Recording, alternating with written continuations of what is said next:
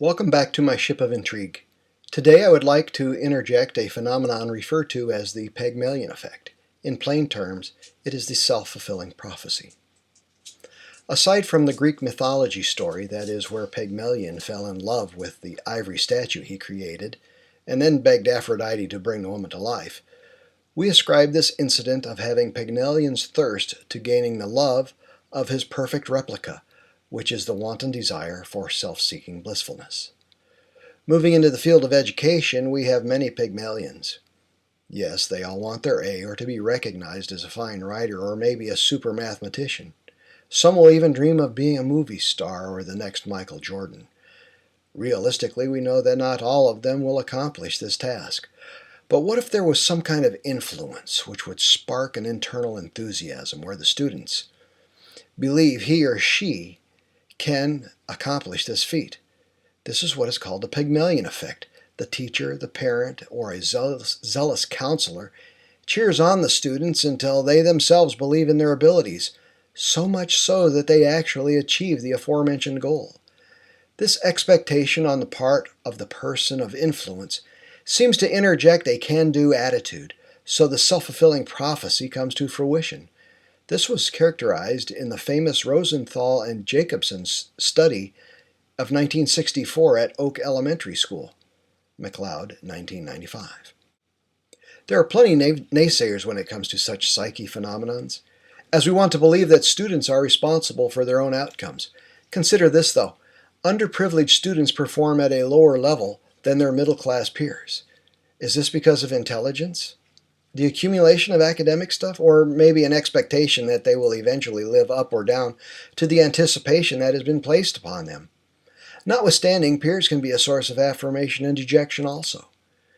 It would be noteworthy to interject what the Bible instructs about the people one hangs around with. That is, bad company corrupts good character. 1 Corinthians 15:33 of the NIV. McLeod, 1995, insinuates that an attribution theory explains why these things happen. Would this be another form of the Pygmalion effect? So whether this is an attribute theory or a Pygmalion instance, the long and the short of the problem is the student internalizing self-worth. If students can believe they will be a success, and there is not an institutionalized pecking order, they will achieve higher outcomes.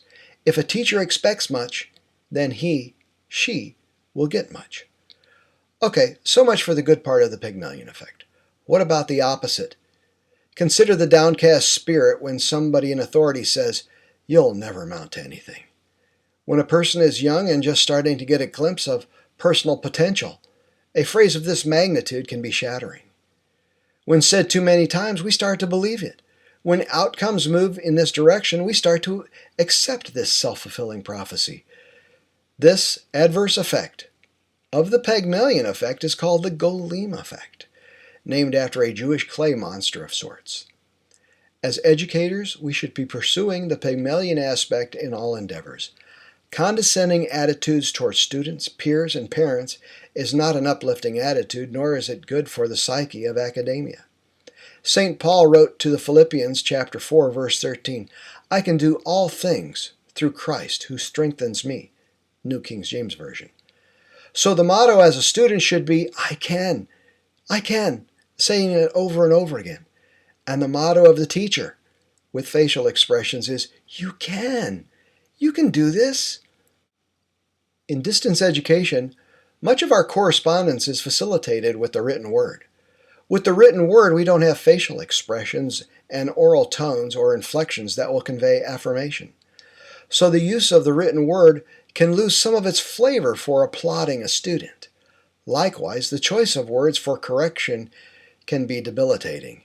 In this instance, according to Garrison, 2011, we need to pick our words wisely.